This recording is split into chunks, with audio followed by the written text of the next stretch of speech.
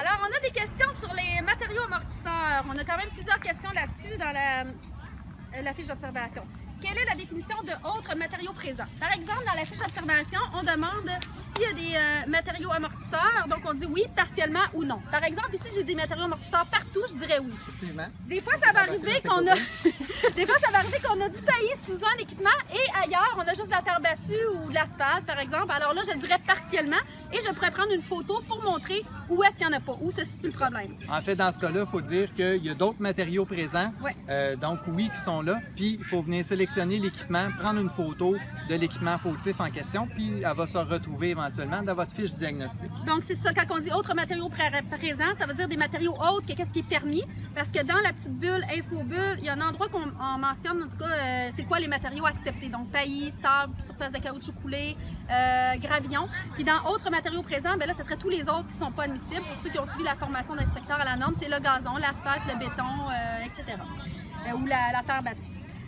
Dans la surface de protection état du matériau amortisseur, bien là, on demande s'il y a présence de dispositifs de rétention. Ici, c'est oui, c'est la bordure, en fait, qui est la rétention. Donc, ça aide un peu au matériel de rester dans l'aire de jeu.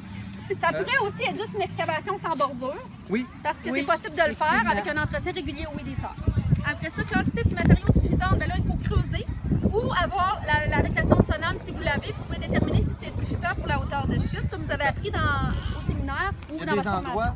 Il y a des endroits aussi où le matériau pourrait être compacté. Donc, c'est le cas ici où on arrive, c'est beaucoup moins souple en dessous des balançoires qu'à côté. Aussi. Puis évidemment, ben, ici, la quantité serait à ajouter. Puis souvent, ben, en fait, c'est juste qu'elle s'est déplacée dans l'aire de jeu. Donc, c'est seulement qu'un entretien pour ramener le matériel amortisseur au bon endroit. Ici, on demande aussi répartition uniforme. Oui, ça c'est ce qu'on vient de dire, matériaux compactés, contaminés par d'autres matériaux. Ça veut dire que si vous avez du sable contaminé par beaucoup de mauvaises herbes, de végétation, ben là, il n'est plus adéquat, donc vous pouvez le mentionner. Ou du gravillon mélangé avec du sable, finalement, ça devient très, très dur. Puis, on a des questions de présence de déchets et d'objets dangereux. On nous demande c'est quoi la différence. Par exemple, la vitre des seringues, c'est des objets dangereux. Oui. Mais les déchets, c'est des boîtes de jus, compotes, etc. Quel serait un objet dangereux qui n'est pas un déchet?